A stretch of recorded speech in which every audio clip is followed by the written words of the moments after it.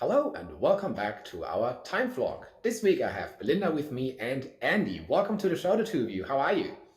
Very good, thank you, mate. Yeah, I'm good. Thank you, Timo. That's great to hear. Today I actually have you here because I would love to talk about something that has actually become quite a big topic in the last maybe 2, 3 years, I would say, and that is mental health. There's lots of discussion around mental health and well-being, especially related to work-life balance, but also other topics. So first of all, as a little warmer, I'd like to know what do you actually do to stay positive, to stay in a good mental health? Let's start with Belinda. Traditionally a very active person. So I'm usually at the gym every day. And if I'm not at the gym, I'm out and about going for walks. So at the moment, I'm lots of walking to make sure that I'm getting outside and being in nature. Awesome. Yeah. Similar for me. I have to exercise every day. Andy, go ahead. I'm much the same. I think that's why lockdowns are so difficult and disastrous for so many people. For me, I'm very extroverted, so I get my energy from people. So the way that I've avoided those bad days really is just to pick up the phone and call, as many people as possible. And even if they're not good discussions, I still find that just talking to people, is enough to keep me pretty positive. And if you only have to have one good discussion, then as you said, a little bit of exercise as well, getting into some fresh air, that's usually enough to keep your mind active. But hey, I'll still have bad days too. Yeah. Oh, yeah, I think we all have. Belinda, I think are you a walker or runner? What do you actually do? Oh, I'm not a runner. I always say my body wasn't made for running. So I'm usually in the gym. If I'm in the gym, doing some strength work, and then out walking. So pop on a podcast, do the same as what Andy said in terms of calling someone. So if I'm out and about doing a long walk, I'll make a few phone calls. I think it's really important to keep that connection with friends and family. Okay. I think one point in these days, especially in the work environment, is you always have to be tough. You always have to pretend like you're okay. So have you noticed actually in the past where one of your colleagues, or actually how did you notice that one of your colleagues potentially in the past had a bit of issues with mental health? Who wants to share their insights? I'll start there. Yeah, I think I think it's usually pretty obvious. I mean, anyone who normally is chatty and open with their feelings and come into the office and are happy.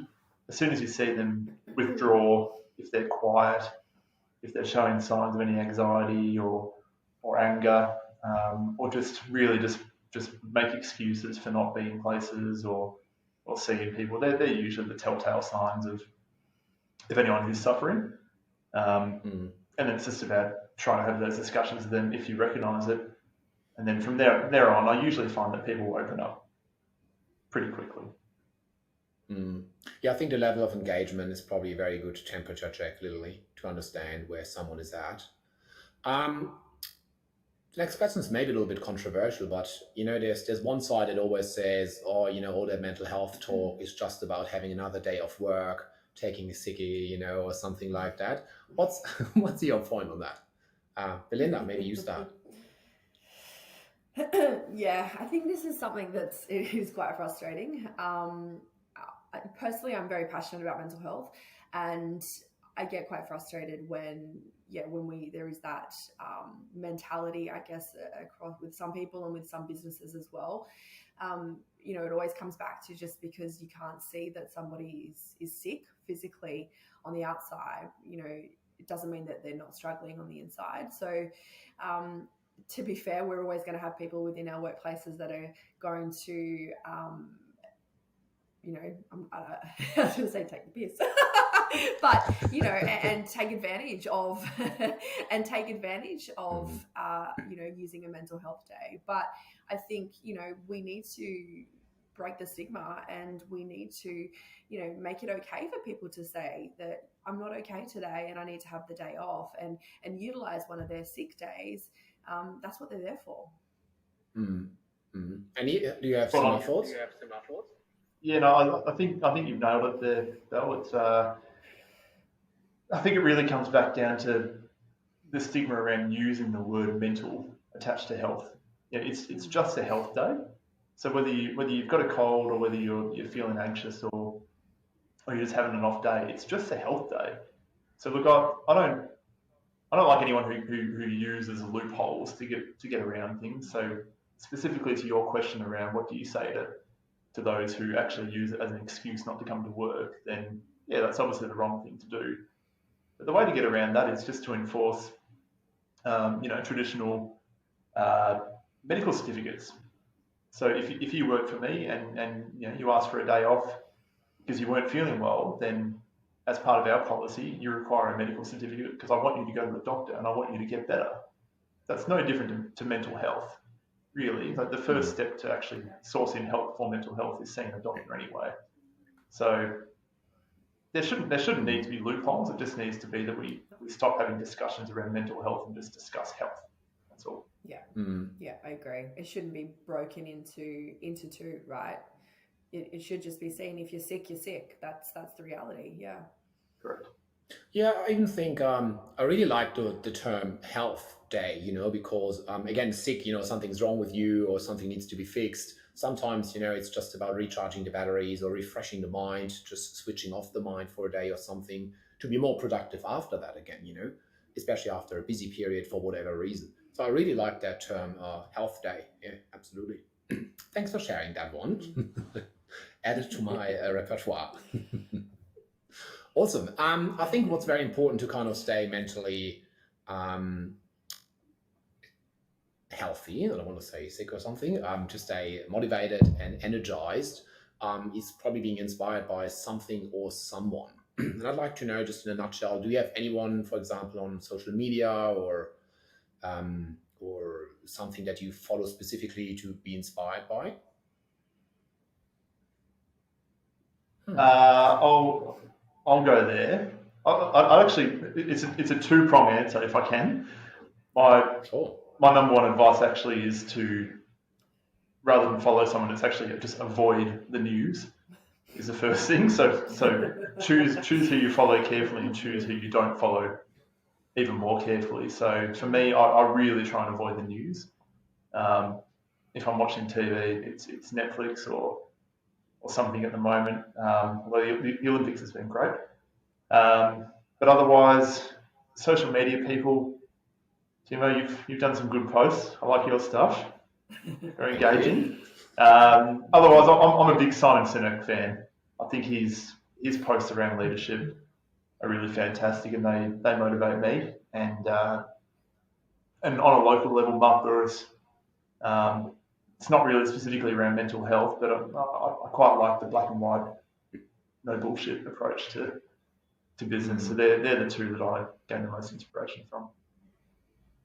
Nice. Yeah, Belinda? Mark is great, actually. Yeah. I actually agree with Andy in terms of who you follow. So I think that's really important. And I think sometimes people don't have that awareness. They're so used to jumping on social media and scrolling through. They're not even aware of what they're actually consuming because they're so used to seeing it. And that it can have such a negative effect on your mood, on your energy. So I think it's really important to be aware of that and to unfollow all of those pages. I think in terms of motivation or inspiration, I had a quick look through my Instagram just before for front of mind, and there's a page that I follow that's called the Shaka Project, and it specifically talks to mental health with men. So I think that's something that is, whilst mental health overall is something that we need to be much more aware of, but when it comes to men, and I'm sure you both are aware of this, this is where, it's about starting the conversation, and the stigma that exists within men is so much more apparent than what it is obviously for females. So the Shaka Project posts a lot of great content and talking specifically about mental health with men. So it's Really cool. Yeah. No, I fully agree that probably for men, it's there's a bit more expectation in regards to behavior, especially in the work or professional environment.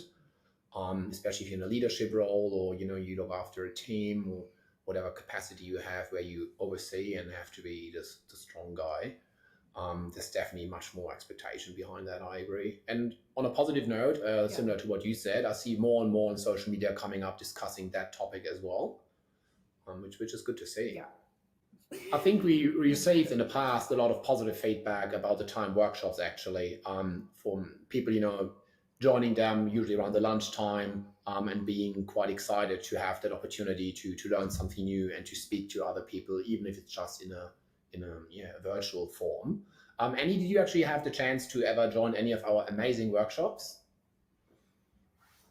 I don't think I've been part of any workshops. I've actually hosted one-time event in Melbourne, which is fantastic, and I've put through a couple of my guys through the program, which has been fantastic. But I haven't actually been involved in any workshops, so I'll definitely try and be involved in this mental health one.